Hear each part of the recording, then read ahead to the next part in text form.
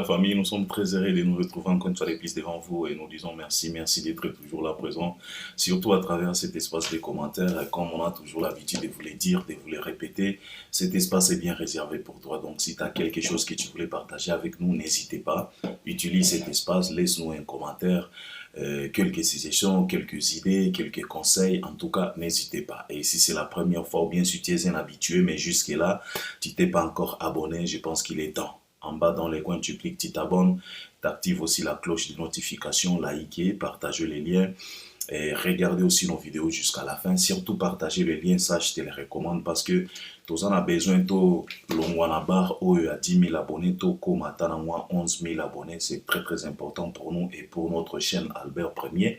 Et je pense qu'avec vous, en tout cas, to koma nabar il y a 11 000 abonnés et puis par après, regarde aussi jusqu'à la fin et puis par après, si tu as quelque chose que tu voulais partager avec nous, en tout cas, laisse-nous un commentaire sans problème. Alors, l'actualité nous oblige, c'est la raison pour laquelle nous sommes là. Nous sommes là parce que l'actualité nous oblige. Il y a plusieurs sujets qu'on m'a proposé de décortiquer. Premier sujet, eza sujet yakoloba que parce que batu babenginga balobi que non Albert, il faut kolobela quand même likambo oyo. Il y a batu bazoloba que Fally, il a créé Empire du Mal pour combattre d'autres musiciens, à l'occurrence Ferregola, parce qu'il y a de ces gens qui sont toujours là pour amoindrir effort nyonso Ferre azosala yako kitisa makambo nyonso musicien misusu bazosala pona ko élever Fally Ipupa, surtout l'artiste musicien Ferregola. Sikoyo batu balobi na lobelango. Et parmi Batu Oyo Basengingana Lobela Likamboana, il y a aussi les fanatiques chers de l'artiste musicien Ferregola, Bao Tobenga Kabango, Bagoloa Naba Gladiator. Alors, Navolobela Sichewama. Et puis, il y a aussi les actualités de l'artiste musicien Fally Ipupa. Il y a de ces choses. Oyo Ezoleka tout autour, il y a artiste musicien Fally Ipupa. Et puis, Balobi Nanga na PSAP conseil na sortie médiatique. Il y a Moana, il y a artiste et musicien Ferregola, sa fille. Na banda koyeba epena bien te, mais batindelinga lien a sali sortie médiatique a se plaindre pona batu oyo basemokaka na papa na e concernant makambo ya français. Alors la petite a fait une vidéo pour répondre à ces gens-là. Alors batu balobi na sala moi na décortiqué batubatouni, est-ce que c'était important, est-ce que makambo alobi petite sœur wana azana raison ou azana raison te. En tout cas nakotala nengini nako décortiquer tokozongisa na nzela parce que ce n'est pas du tout évident. Alors ce qui t'a permettre toko décortiquer pe ba makambo mosusu. Alors ce qui na bandi na sujet o ya koloba que l'artiste musicien Fally Ipupa a créé Empire Nae ou Bazobenga Empire du Mal pour neutraliser l'artiste misusu, pour combattre, pour amoindrir effort ya artiste misusu. Je dirais que ça c'est faux. En tout cas, ça c'est faux. To tika kokosa makambo, to tika kokose la Fally Ipupa makambo, to tika ko mélanger ba makambo, to tika ko sala semblant.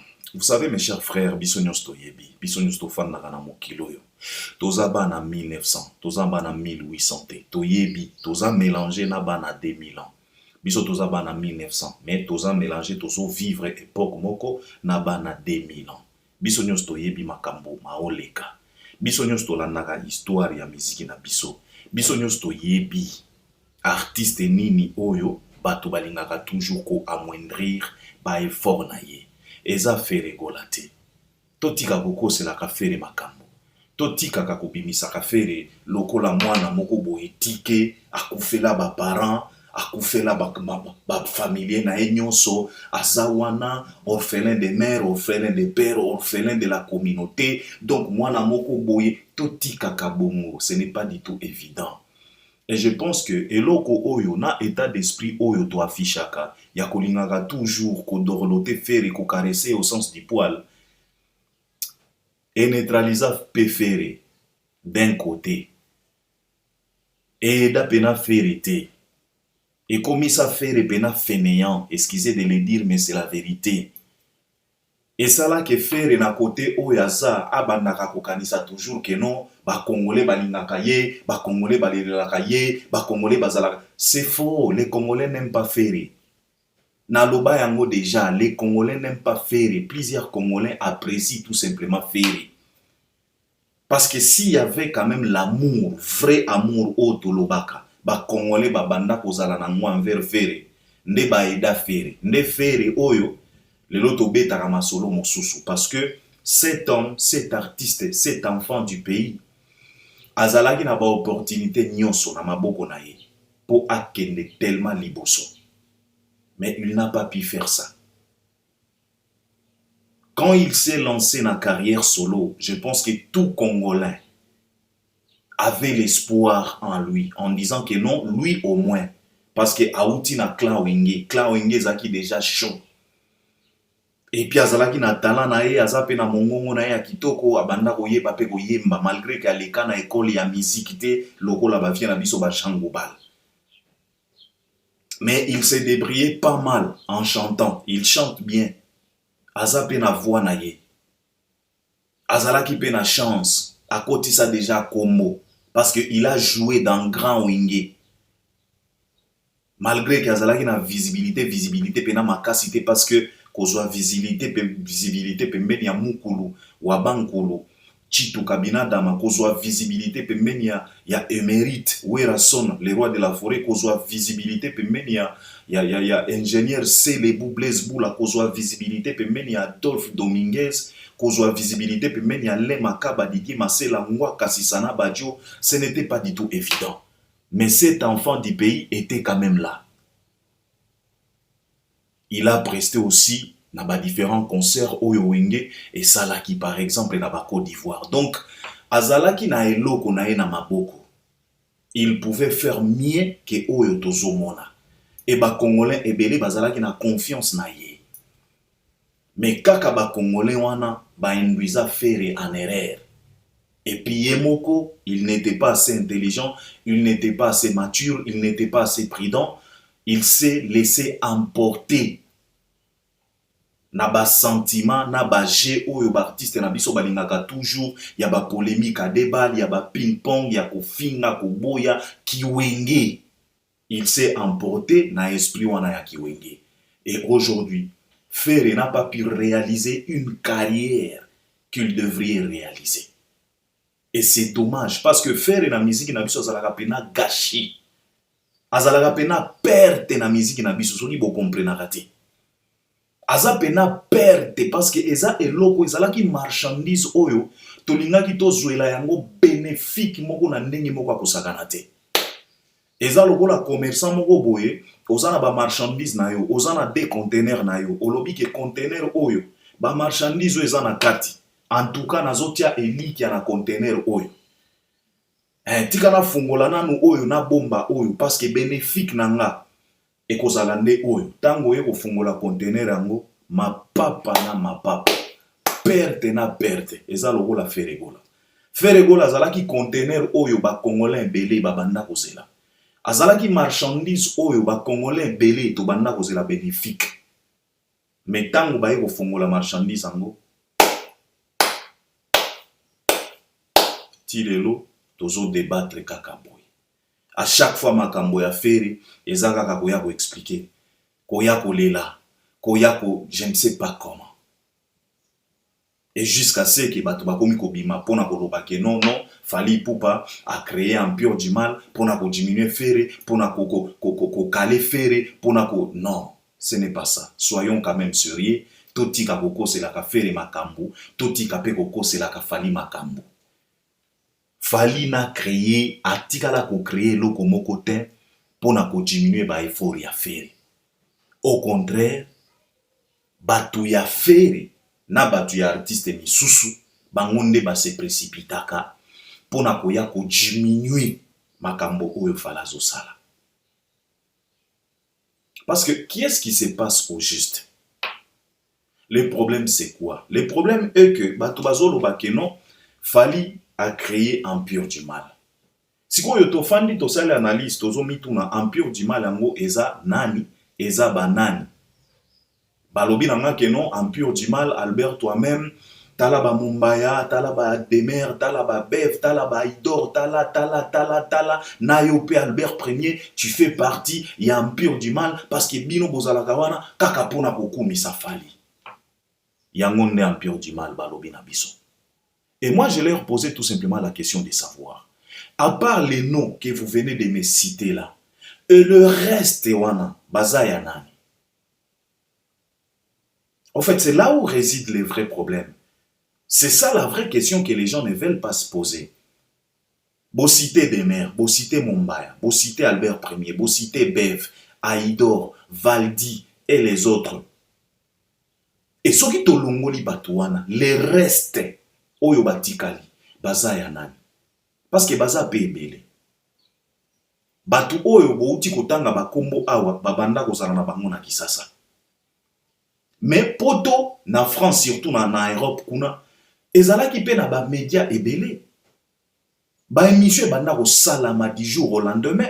Il y a plusieurs personnes aujourd'hui, bazo sala métier, il y a qui chroniqueur, il y a qui journaliste.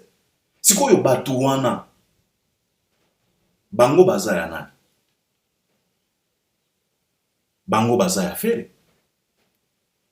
Sikoyo soki bolobi ke non fali a créé empire du mal pour na batuwana ba rabaisser misala ya fere. Et bongo batu oyo batikali, pourquoi bazo kokate komatisa misala ya fere? Parce que soi-disant empire du mal, bazakaka quelques personnes. Quelques personnes.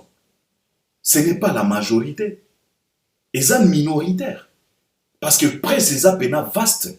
Aujourd'hui, tout le monde peut sortir, tout le monde peut se filmer pour élever, glorifier les prouesses des ferrés. Même les Gaulois, les fanatiques chers de l'artiste, ils peuvent les faire. Si vous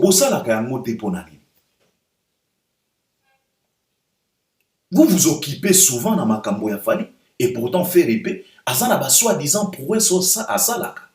Bo glorifier kayango ponanini. Parce que ceux qui bolobi que empire du mal ya Fali, bango bazawana kaka pona ko glorifier Fali et en glorifiant Fali, c'est comme si bazo diminuer batumi susumi. Vous aussi vous pouvez faire la même chose. Glorifie les prouesses des ferrés, glorifie les réalisations des ferrés. Et puis tokotala ceux qui batu ya Fali bango pe bakolela. Que non, bakomi ko glorifier ferré pour na ko diminuer Fali. Ce n'est pas du tout ça. Bozo semer confusion. Car la vérité est ébanie, tout est clair. Artiste oyo, batu base pomonaka. Ponako kitisa, ba prouesse nae, eza Fali bisonyos toyebi. Botika koko c'est la faire makambo, ce n'est pas du tout évident.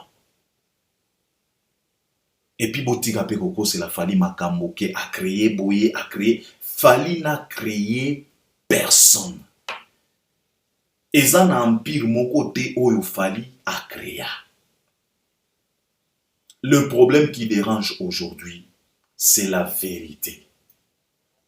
Car Bissonios Toyebi très bien que na culture ya congolais, vérité et les bien vérité. Car Congolais ne supportent pas la vérité. Vérité et zalaga ennemi à Congolais. C'est ce qui dérange. Papa, tofanda ki awa fallait abeta ki stade de martyr na ye. Ferepe abeta ki oyaye stade de martyr. Bino bolingi boloba nanga ke stade de martyr ya ferende zalaki kombati koleka oya fali. Vous pouvez me dire ça? Parce que bozalaka na argument moko oyo bo avansaka. En disant que non, stade de martyr ya ferre et zala qui combati parce que ba promoteur na ba sponsor ba tika qui fait. Mais il faut se poser des vraies questions. Vous croyez vraiment là où il y a le bénéfique promoteur à Koyate?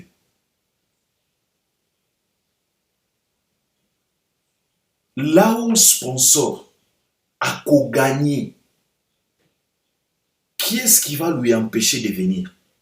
Qui est-ce qui peut empêcher à ses promoteurs, à ses sponsors de pouvoir investir? Ce qui a son à bénéfique.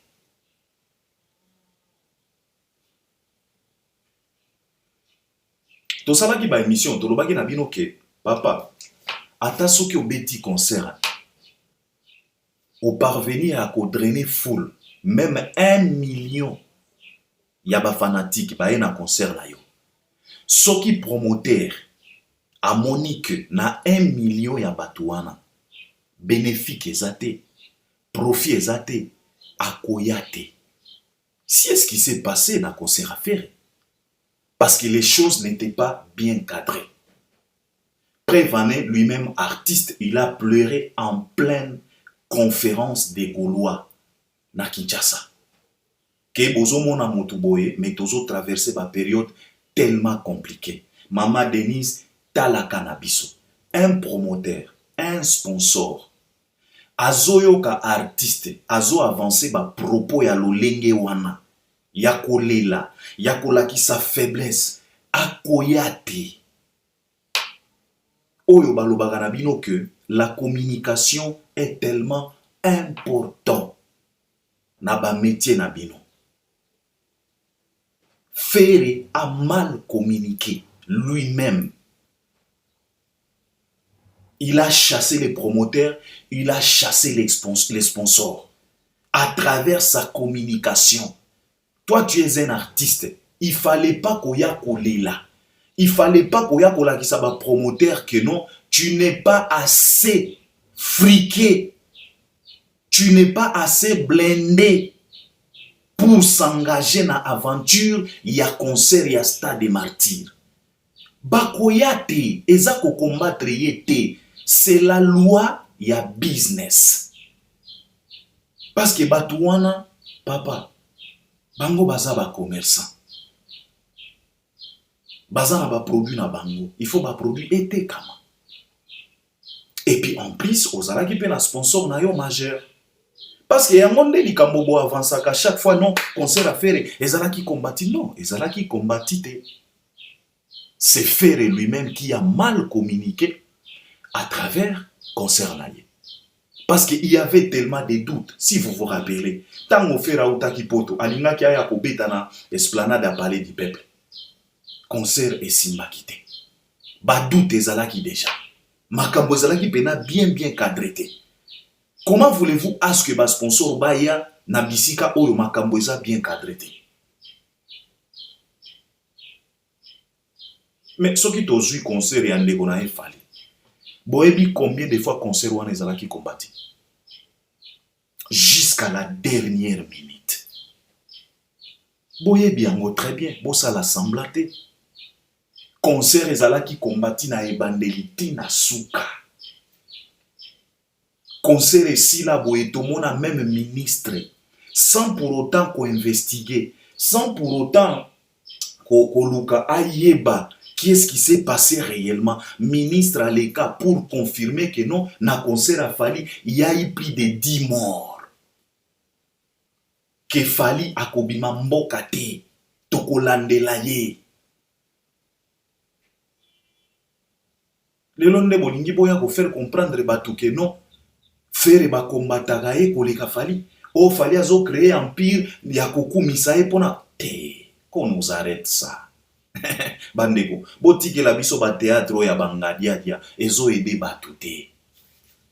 Wana eza ba maboki ya ba vie de loin, le monde est au courant de tout. Toza na miso tozotala.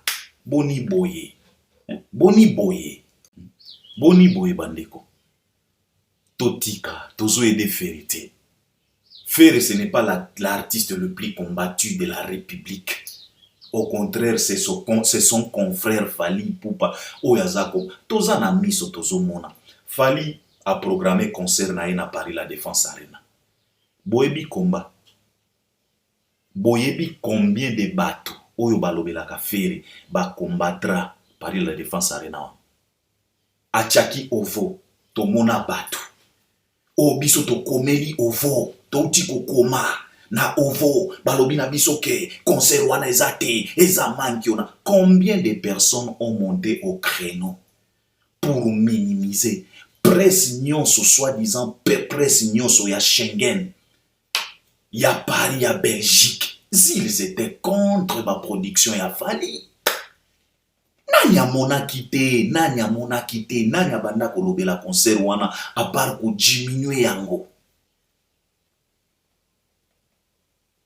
tango fera tiaki casino mutu nini afali ayaki ko diminuer alembana ye moko na koteka babillet. Qu'on nous arrête un peu ça, des poids de mesure, et ont aidé ferrete. Boumeli trop na des poids de mesure wana. Au final, résultat, ils ont payé ça bien. Alors il est temps d'arrêter le pleurnichage et de se mettre au travail. Parce que Biso Nyosoto Yebi, qui est cet artiste qui est tellement combattu, qui sont le prouesse oyo batu ba jiminyaka ezalakande ba prouesse afali le loyo fallait abeti Paris la Défense Arena, abeti Ovo, abeti ING ba propos na bino ezandengeni ba déclaration na bino ezandengeni eza que non eza non événement eleki na persi eloko wana te wana eza trois maboke pour diminuer et non pas pour élever. Vous faites par tous les moyens possibles. Vous avez même corrompu ba chroniqueur falia memi na poto, bo désorienté bango pour ba étouffer kaka actualité ya Paris la Défense Arena. Siko ndenge nini bolobaka ke non fali a créé empire pona kokumisa ye pona ko te toza na misu ba pelisa 14 na 12h. Le monde est au courant de tout. Oyo nyonso bozo sala pona ko diminuer ba prouesse fali. Fali aye mana arkeli bobima boloba ke non arkeli aza Chaka Congo pe à son âme ya États-Unis. Kakabino. Fali aye mana Olivia bobima bolova ke Olivia Sila Mama Kalunga ya États-Unis. Kakabino. Mais quand Ferré a chanté avec Kimani, est-ce que batu ya fali babima ki po baya continuer Kimani?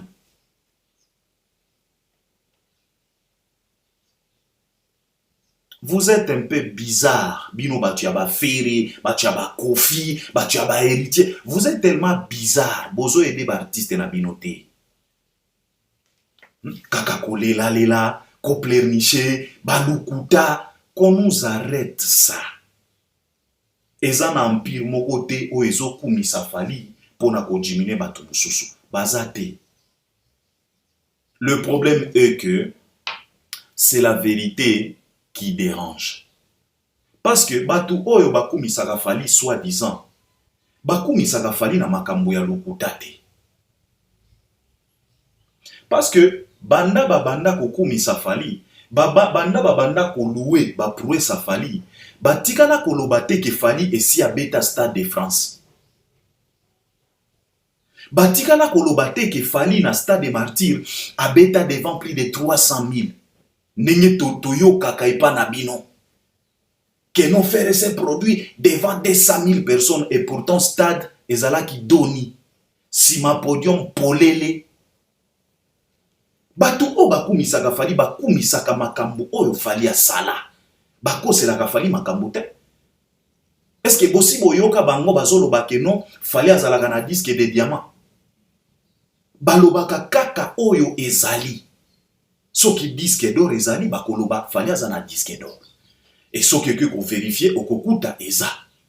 Soki disque de platine babakisaka export pona ko préciser que azwa yango en dehors ya sol français. Bako sakate bayaka wate pona kokosa ke non fali azwa disque de platine na snap te balobaka disque de platine export. Ils sont précis dans leurs propos. Bako c'est la fali makambo te bakumisaka fali na makambo lokuta te batikala koloba na batu ke non fali abeta Parc des Princes jamais. Ndenge toyoka kawa o wera abeta stade moko na France wana stade o tonton Beva kendaki kosala ba investigation. Batu na bino, ils sont montés au créneau pour na kokose la batu makambo. Mais au final, soki batu bazo lobela fali, o bazo lobela po ba diminuer, bazo diminuer montute. Ce qui vous dérange, c'est la vérité. O ebimaka na minoko ya batu wana. Parce que ces gens-là, ils sont tellement véridiques.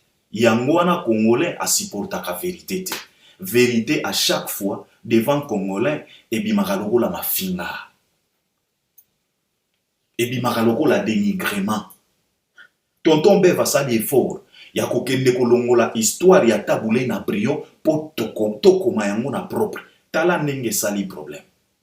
Tina mwana ya tabule. Olia sepela. Abete la bandeko na ye maboko. Mais tala comportement. Tout ça pourquoi les Congolais ne supportent pas la vérité. On est condamné à vivre sous l'ombre et à mensonge. Et c'est la raison pour laquelle notre musique a traversé période moko moulaï sous l'ombre et à mensonge. Mais hélas, on vous informe que la vérité est arrivée car les projecteurs sont allumés. La lumière a été bien établie. Dans un système avare. Et collé kakali sous-souté. C'est ça ce qui dérange. C'est la vérité. Bazo diminuer mon tout. Ba prouesse, papa. Yo yebi combien de fois batu ba minimisaka ba prouesse a fallu.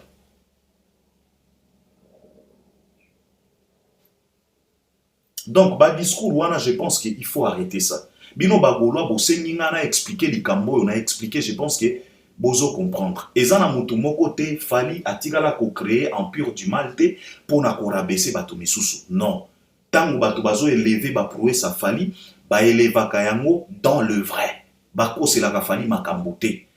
Et cela n'empêche pas na batu ya feri bangope ba bandaka ko élever ba prouesse ya feri, simple que ça. Mais le problème c'est quoi? Le problème est que batu ya feri, batu ya kofi, batu ya héritier pour ne pas citer tout le monde, bati kaka makambo ya ba artiste na bango, baye ko se scotcher kaka na makambo fali. Et au final, fali nde mutu mabe. Na ndenge nini? Oyo kestera yembela biso na nzinzi. Mwasi ya bato elengi nini na kolula ye.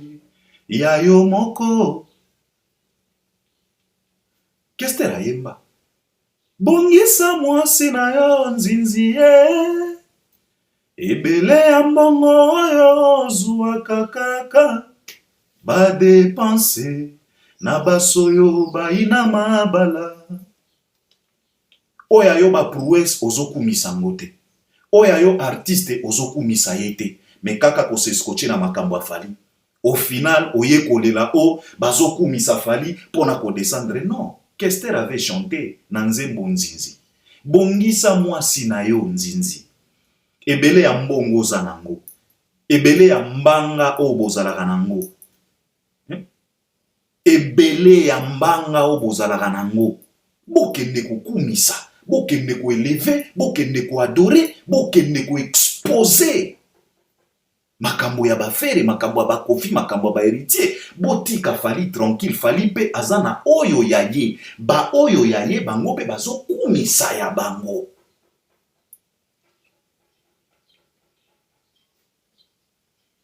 Simple que ça. Je pense que yangwana intervention nanga na likambo ya koloba ke non fali a créé empire du mal te na pesi bino quelques pistes ya kotalisa bino combien de fois ba kombataka nde fali ba kombataka ferité totika kokosa batu. Donc ça c'était ça. Tika tozwa sujet mosusu. Fali Poupa avec ses actualités, Fali Poupa depuis abeta stade Paris la Défense Arena parce qu'ils à la stade abeta Ovo Wembley abeta ING Arena, en tout cas le mec azwa pena actualité atia ngona poche naie. Et je pense que c'est ce qui dérange aujourd'hui parce que le mec il est tellement fort dans maintenance et actualité. Jusqu'au jour d'aujourd'hui, il est toujours au top. Alors, à part ça, Fali Poupa a équipé en Afrique ko beta quelques séries à ma production na bamboka oyo beta ki Côte d'Ivoire et Zanakati. Tu sais très bien que Fali Poupa avec la Côte d'Ivoire, c'est l'histoire d'amour. En tout cas, bah adoptaye, banda droit chemin, Tile Loyo, on parle des formules 7, bah ivoirien, bah adopta Fali. Bah komisaye pena ya bango, et tout le monde a moi considération, respect oyo bah ivoirien, bah la kisaka envers Fali Poupa. Et à chaque fois, Fally Ipupa, s'il se retrouve à Abidjan, il est tellement à l'aise. S'il se retrouve à Côte d'Ivoire, il est tellement à l'aise. Et il a tissé des liens forts kuna na batu ya Côte d'Ivoire. Azana bavie oyo ba aperda lokola Bakayoko. Azana ba jeune frère nae oyo aperda lokola DJ Arafat. En tout cas, atissa pena ba lien moko makasi na ba ivoirien. Et c'est quelque chose de très très important parce que Fally, à part être congolais, Yamakila, mais c'est un panafricain. Et il est toujours cité parmi les personnalités les plus influentes du continent Nabiso. Donc Fally appartient à africain nyonso. Il n'est plus les nôtres tout simplement. Malgré que Azana Makila, il y a pas congolais. Alors c'est de ça qu'il s'agit. Fally Ipupa na Côte d'Ivoire, tozota la nengeni ba ivoirien, bazo continuer ko s'approprier Fally. Bao s'approprier Fally. Bazo komisaye ya bango. Ndeko moko atuna kinga c'est un warrior alobaki nanga ke non Albert, biso tokomi na moi inquiétude, est-ce que pas ndenge Fally akomi kolakisa biso bandaku oyo asombi na Côte d'Ivoire, ndenge ba ivoirien bazo yambaye, est-ce que tozo risqué de perdre Fally? Ben effectivement, tokoki ko perdre. Parce que être humain nyonso a se sentaka à l'aise bisika oyo bazo respecter. Parce que toza un exemple ya Nzambe le tout-puissant, celui qui a créé la terre et le ciel. Tomi tunaka kaka question, pourquoi Dieu n'a pas voulu venir vivre avec nous sur terre? Il a préféré rester au ciel avec les anges. C'est parce que là-bas, on les respecte. Kuna apesaka mibeko banlimelaka ye. Ezana mutu moko te oya fiotolaka deva mibeko ya Nzambe na lola. Azate. Bango nyonso ezalaka kaka que ta volonté soit faite. Mais biso wana mokili. Même quelques 10 commandements oya pesa Moïse. Ba respectata. Biso Nzambe o Jésus akufela biso. Aloba na biso ke boza batu ya grâce na kufeli bino masumu. Mais on se complique jusqu'au jour d'aujourd'hui. Tozo respecter Yesu yango te. Tolingaka toujours to faire comprendre batu ke non mosala o Jésus a sala na croix. Donc peine perdue. Si ko Nzambe akoya kofanda na biso, akoya te. Donc être humain nyonso a se sentaka à l'aise na bisika oyo bazo respecter ye. Simple que ça, il n'y a pas 1000 solutions, 1000 questions à se poser. C'est simple que ça. Bébé nyonso a se sentaka à l'aise na maboko oyo ezo sécuriser ye. Okoki kozala même maman ya bébé wana, mais soki o sécurisaka ye te, akolela na maboko na yo. Mais tango akokoma na maboko ya tante ya oncle, komona bébé apemi na ye calme, akomi koseka. C'est toujours comme ça dans la vie. Donc, ceux qui ba ivoirien, bazo sala par tous les moyens possibles, ba s'approprier Fally. Et Fally a commis qu'on se sentir à l'aise, mingi na Côte d'Ivoire que na Congo. Azan a raison. Biso ba Congolais, toza tellement ba mauvais. Toza tellement ba créature, mongo boinga na lobaka, toza moi genre. Toza tellement compliqué. Et c'est ce qui se passe aujourd'hui na Côte d'Ivoire. Alors, Fally Ipupa, il a été honoré dans Côte d'Ivoire à travers amphithéâtre Salmogo Boye et Zakuna na Fama Institution Université Nord-Sud ya Côte d'Ivoire. En tout cas, eloko wana amphithéâtre wana ba baptisé en na kombo ya Fally Ipupa. Et à part ça, batie kabakata ya portrait na kati ya amphi wana. Donc, Ezupena officiellement kombo ya Fally Ipupa. Mais soki tozongi dans une république comme la nôtre, ata kiosque ya ba unité ezate. Ata libaya moko boye na makambo nyonso oyo Fally azosala ezate. Afungolelaki biso francophonie. On était fiers. On a créé aux victoires dans le monde entier. Mokili Mobimba y apprécia. Jusqu'à ce qu'il y ait la comparaison entre ouverture et francophonie et ouverture et Cannes où ils ont se déroulé dans Côte d'Ivoire. Bato balobi non, ouverture et francophonie est tellement meilleure koleka ouverture ya CAN. Nani asalaki ekoma meilleur malgré ba organisation nyonso wana. Prestation ya Fally. C'était top. Mais ata bouchon ya pamba, bouchon ya J, qui va pesango komba Fally. Exact. Au contraire, après avoir réalisé tout ça, on a relâché un chien comme Mose Kindingu pour venir insulter Fally. Après tout ça, on a relâché un boulet dog comme Mark House pour venir lyncher Fally. Après tout ça, on a relâché un Milou comme Era Ramsès. On a relâché un Bonobo comme Bakali. On a relâché un Vaurien comme Papa Rolls ayako dénigrer Fally. Yango wana toyebi. Mais toza pena ba expert na makambo wana. Mais tala ba ivoirien amphithéâtre. Na Fama Institut kuna, Université Nord-Sud na Côte d'Ivoire, Fally Ipupa. Na kabakata ya portrait. Et vous savez qu'est-ce que cela veut dire? Cela veut dire que à chaque fois, Fally Ipupa akobanda kozala na ba production na Côte d'Ivoire, akobanda kozala obligé ya kotikela bango mwa lochocho. Bakobanda kozanga ta ba 10 000 te ba 20 000 te. Parce que ezui kombo na ye amphithéâtre wana bakondimaka jamais et puis Fally akondimaka jamais te amphithéâtre wana ezala bien te akosala par tous les moyens possibles pour ba entretenir yango ba maintenir yango en bon état. Donc batu wana bakobanda pe ko bénéficier. Soki Fally abeti ba concert na Côte d'Ivoire ya ba 1 million ba 2 000 dollars akobanda kotikela bango ata mwa 20 000. Au moins un raisonnement ya bato. Alors c'était quelque chose de très très bien tosepeli et sali biso pena kitoko makasi et loko wana et le même Fally Ipupa ndenge slogan ya tia date ezo continuer pour compliquer batu makambo et tie pena trouble.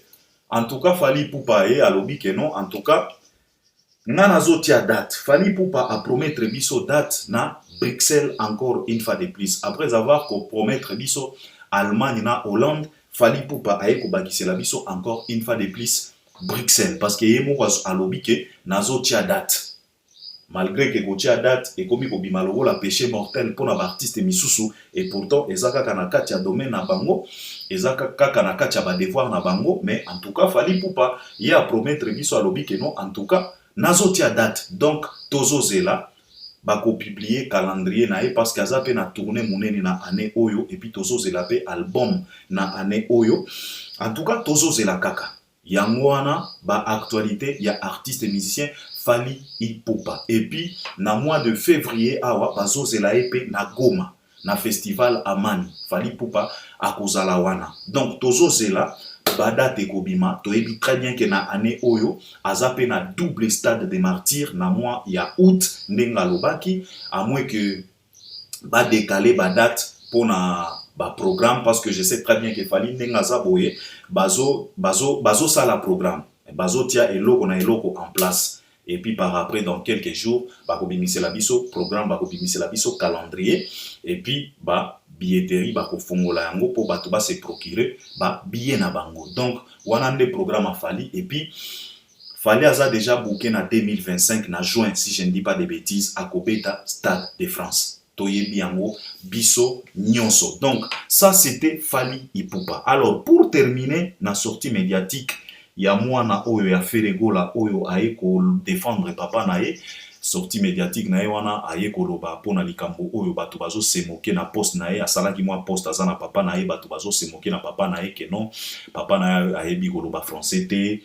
Alors et touché mwana siliki asali sortie médiatique aye ko défendre papa na ye. Alors ngana lingaki na recadrer mwana yango na talisa ye mwa réalité parce que c'est comme si yepe azaka kana kati ya confusion ezani. Vous savez mes chers frères, hein, il n'y a pas le fumier sans feu. Baloba yango déjà. Ce n'est pas tout simplement dans les au hasard comme ça, Congolais à l'amour qui a commis qu'on s'est moqué na faire répondre à l'Ikamboya français. Première eloko où il faut vous expliquer moi na wana. Parce que na yeba ete na moni kaka batinde lingalia aza petite sœur na biso. Il faut vous expliquer nanou que il n'y a pas de fumée sans feu. Souvent, il n'y a pas de fumée sans feu. Ce n'est pas tout simplement dans les au hasard comme ça, bah Congolais bah l'amour qui bah comme il s'est moqué na fait répondre en français. Non. C'est parce que oyo ya zobenga daron, que mon daron à moi. Ton daron, c'est celui-là qui s'est précipité à la télé pour se moquer. Na batu misusu, pour ba yimba ki na français. Il s'est moqué. C'est lui qui a commencé à se moquer des autres. Que ba yimba ki na français, ba français moko ya malongate, ba français simbité, ye moto atindaki bangote. C'est ton daron qui a commencé. Et puis par après, ye moko aye kolanda lisusu ko kende ko yemba na français. Alors ma petite sœur, ndengo zawana, si il y a une fille qui se précipite à la télé pour venir se moquer de toi, que tu es laide, que oza kito côté, o eza kaka exemple na zopesa pour te faire comprendre. Si il y a une fille qui se précipite à la télé pour venir se moquer de toi, que oza kito côté, oza na bambe boya bien te, c'est que fille wana, il faut azala tellement kitoko koleka yo. Parce que tango toko ya kotala ba photo na ye, tomoni que aza kitoko te koleka yo, yeba ke toko atake ye. Toko rappele ye te que ozo finga mwana batu mabe et pourtant aleki yo na kitoko. C'est ce qui s'est passé avec ton papa. C'est celui-là qui s'est moqué en avance des autres. Sikoyo tango batu bamoni, batu bakanisa ki ke non, ye azo maîtriser langue ya Molière parce qu'il s'est moqué de l'autre. L'autre wana nani Fally Ipupa, confrère na ye. Yango sikoyo tango batu baye ko comprendre que mutu oyo abanda ko se moquer na moninga, nzoka nde grand gaffaire ya français. Basalani. Bakomi kaka ko rappeler. Et puis, eza na likambo mosusu na lingaki na loba na yo petite sœur. Koya koloba ke non, ton père a un grand nom. Ton père a déjà réussi. Il faut te poser aussi des vraies questions. Il a un grand nom où? Dans la communauté. Il a réussi où? Qui mange chez ton papa? Qui mange chez ton daron? Il a un grand nom où? Comment na ye batia yango wapi? Lelo yo confrère na ye oya sekaki ba français ba kombo ekomi kokota na ba amphithéâtre na ba Côte d'Ivoire. Ba komi ko tiaye na ba institution. Sikoyo grand nom oyo zoloba na batu. Na orgueil nyonso que ton papa mon daron a un grand nom. Grand nom où? Il faut faire attention, ma petite sœur. Parfois, le silence vaut mieux que le parler. La maîtrise de soi vaut mieux que le bavardage. Tu pouvais tout simplement rester calme dans ton coin, au lieu de faire des sorties médiatiques comme ça, ratées. Et namoni bato bazo féliciter yo. Au lieu ba pesa yo confiance, ba lobana yo que parfois on répond les imbéciles par les silences. Mais yo pe ou affiché kaka même attitude au papa na yo azalaka nango.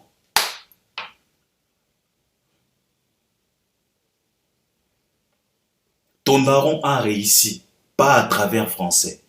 Bolingi bola ki sabato ke non, français eza synonyme à mayele te. Botika kwa mbrouye bato.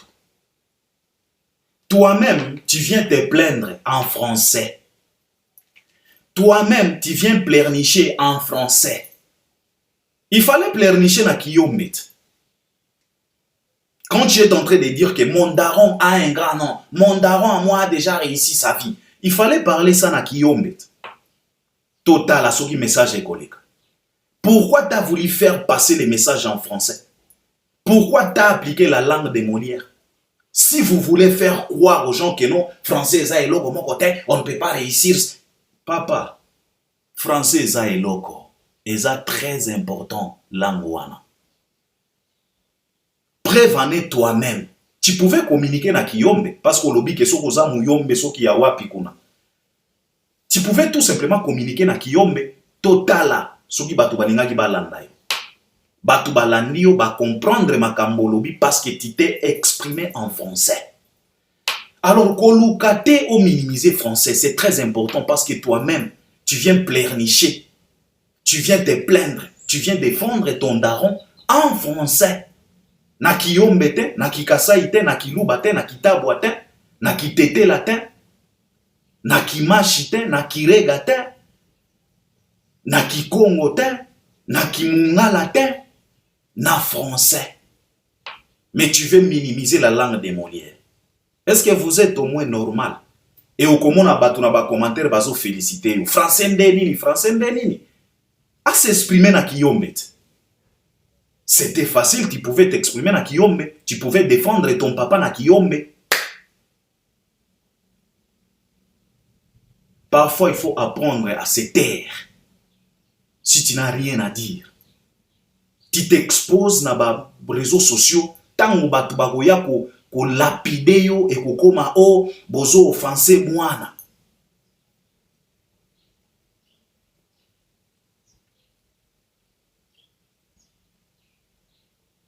Tu pouvais t'exprimer na Kiyombe. Total à ce qui message wana lingaki eleka. Et puis, au lieu ozwa temps, yakoya ko répliquer na ba réseaux sociaux. To comprendre que yo ozanaka moi maîtrise ya langue yango. Aide ton papa. Au lieu de venir s'expliquer, au lieu de venir défendre ton papa, au lieu de venir pleurnicher, yo tomonike ozana moi maîtrise ya langue ya Molière. Aide ton papa. Pardon. Aide ton papa. Pesaye ba cours de base. C'est simple, papa na yo. Eloko o e komplikaka ye mingi ezalaka ba article. Na place yale alingaka kotia la. Na place yala alingaka kotia le. Souvent. Sikoyo, au lieu de venir parler, bavarder, se lamenter, aide ton papa. C'est simple, pesaye, ba moi indice, ba moi cours ya mike, ba cours de base. Par exemple, lobi na papa, monyonso o ezalaka na terminaison ya IONT, sion ou bien ION, ezalaka mingi na féminin. Par exemple, la répétition, la promotion. Et olobi na e, na oyo, ezalaka na terminaison ya ENT ou bien EN. Olobi na e, par exemple, papa, gouvernement, les gouvernements. Ezala gouvernement te. Parlement. Ezalaka mingi na masculin. Débordement. Opesiye tout ba moi cours ya mike parce que papa na yo mingi eloko e komplikaka ezalaka mingi ba article. Un maman, une papa. Pesaye ba cours ole ya koya ko ambrier batu. Au français za eloko te, tu pouvais communiquer na Kiyombe, to lingaki total soki message lingaki eleka. Français c'est très important. Ce n'est pas pour rien, cette langue a été considérée comme une langue internationale. Ce n'est pas pour rien. Na ba biro na kisasa kuna balobaka Kiyombe te, français eza langue. Langue. Il faut nous arrêter ça. Petite sœur, c'est bien de vouloir défendre ton papa, mais je pense que il serait mieux de se taire. Apprendre à fermer ta bouche et aller apprendre ton père. Il faut que les Congolais constater changement. Bokangami na papa nandaku bopesiye ba cours d'histoire.